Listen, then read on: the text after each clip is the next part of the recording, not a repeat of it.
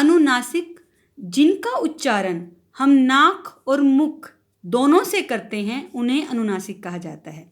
फिर से teacher repeat कर रहे हैं, जिन शब्दों का उच्चारण हम नाक और मुख दोनों से करते हैं उनको अनुनासिक कहा जाता है। इस चिन्ह को हम इस तरह दर्शाते हैं जिसको हम चांद बिंदु या चंद्र बिंदु भी कहते हैं। अब टीचर आपको कुछ शब्द दिखाएंगी, अब बोल के देखिए चांद। आप लोग साथ में बोल सकते हैं चांद। चांद बोलते हुए मैंने उच्चारण नाक और मुख दोनों की सहायता से किया है चांद, क्योंकि ये अनुनासिक हमने यहाँ पे लगाया चांद। एक चंद्र बिंदु लगने से ही उच्चारण इसका चेंज हो जाता है।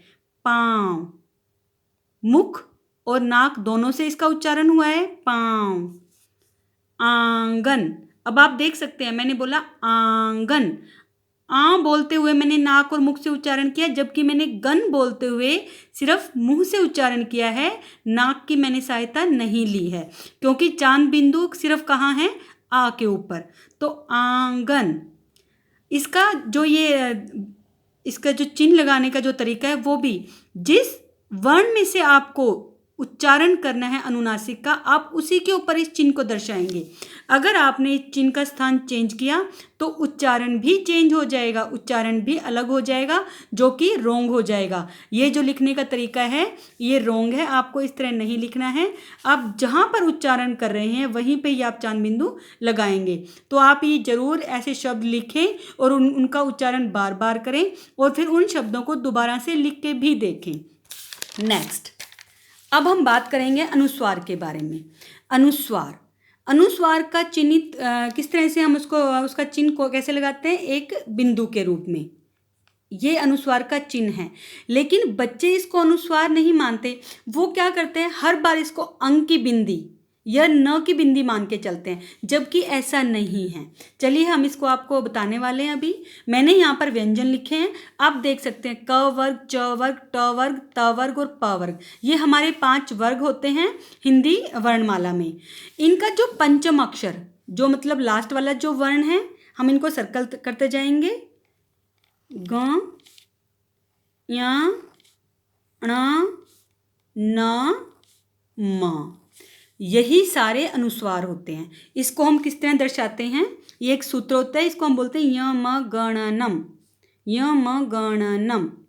चलिए अब टीचर आपको एक्सप्लेन करेंगे अच्छे से। अब आपको इस चीज़ का पता चलेगा कि ये जो बिंदु होता है ये हर बार न का या अंक की बिंदी नहीं होती है। देखिए हमने यहाँ पे एक वर्ड लिखा है कंचन, कंचन। फिर से बोल के देखिए कंचन।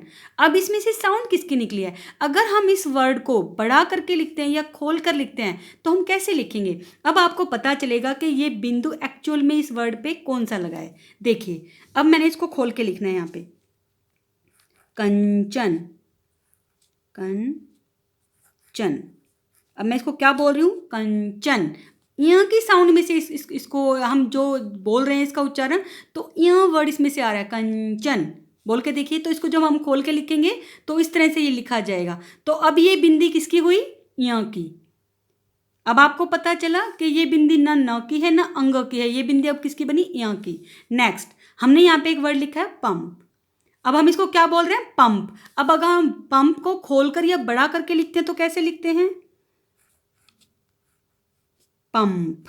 प के बाद म आया, म और फिर से प। अब देखिए पंप, पंप को ऐसे लिखा गया। अब ये बिंदी किसकी हुई, म की बिंदी। अब ये बिंदी न की नहीं है और य की भी नहीं है, अब ये बिंदी किसकी है, म की। नेक्स्ट ये क्या वर्ड है आपके पास, गंगा। अब आप उच्चारण कीजिए गंगा, अंग की साउंड निकली, गंग। इस तरह से हम गंगा यहाँ पे, गंगा। अब देखिए अंग की साउंड आई, गंगा। अब ये बिंदी म की नहीं है, अंग की साउंड। तो देखिए अंग हमने यहाँ पे बीच में लगाया और बिंदी भी किसकी हुई, अंग की साउंड, बिंदी हुई यहाँ पे ये। अब नेक्स्ट अंडा, क्या बोलते हैं आप लोग इसको, अंडा। अंडा को हम खोल के कैसे लिखते हैं, यस। अंडा लिखने का ये वाला जो हम खोल के लिखते हैं, बढ़ा करके लिखते हैं, तो ये रूप होता है इसका। तो अब ये बिंदी किसकी हुई, अण की, अंडा। बोल के देखिए अंडा। नेक्स्ट हमारा लास्ट वर्ड क्या है, बंदर। फिर से बोल के देखिए बंदर। इसको हमने खोल के लिखा तो ये वाला शब्द हमारे सामने आया बंदर। अब आपको पता चला तो ये बिंदी किसकी हुई, न की।